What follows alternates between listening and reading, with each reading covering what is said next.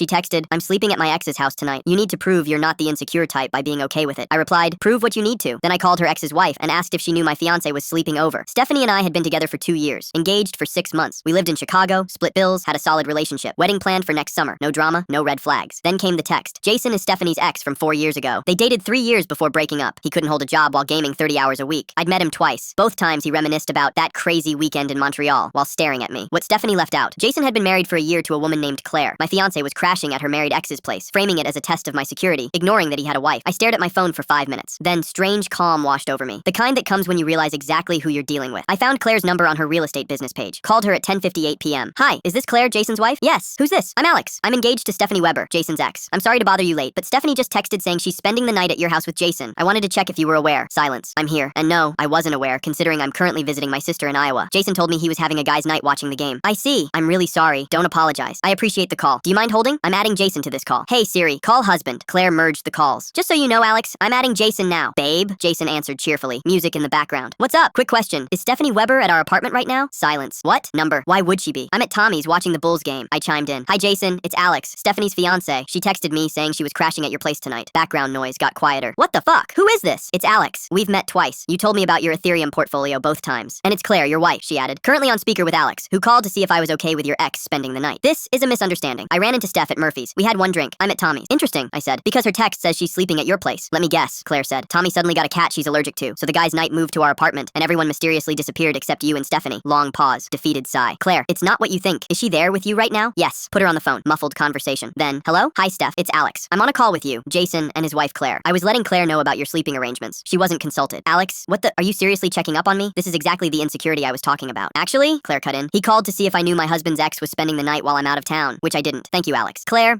Jason said you were fine with this. He said you have an understanding about exes. Our understanding doesn't extend to sleepovers, Stephanie. Chaos. Jason explaining. Stephanie yelling at me while apologizing to Claire. Claire mostly silent, except for occasional scoffs. Finally, Jason, I'm getting on a flight back tomorrow. Have your stuff packed. She hung up. Stephanie called immediately. I can't believe you interfered in my friendship with Jason. Friendship? His wife didn't know you were staying over. That's not a red flag? No good answer. She hung up on me. I skipped the rest of the conference, flew home, stayed at my brother's. When I landed, voicemail from Claire. Hey Alex, it's Claire. Just wanted to say thank you. When I got home today, I found some of Stephanie's things in our apartment. An earring on the nightstand, her toiletry bag in our bathroom. Take that for what it's worth. I'm sorry you're going through this too. Next day, I went to get my things. Stephanie was there despite my request otherwise. It's not what you think. Nothing happened. If you loved me, you'd forgive one mistake. As I left, she blocked the door. You can't throw away 2 years over one misunderstanding. Stephanie, you texted your plan to stay at another man's house. You framed it as a test. You didn't mention his wife wasn't home. And according to her, this wasn't the first time. What am I misunderstanding? No answer. I left my key and walked out. 2 weeks later, a friend told me Stephanie and Jason had been meeting at Murphy's regularly for at least a month, always in a back corner booth where they thought no one would notice.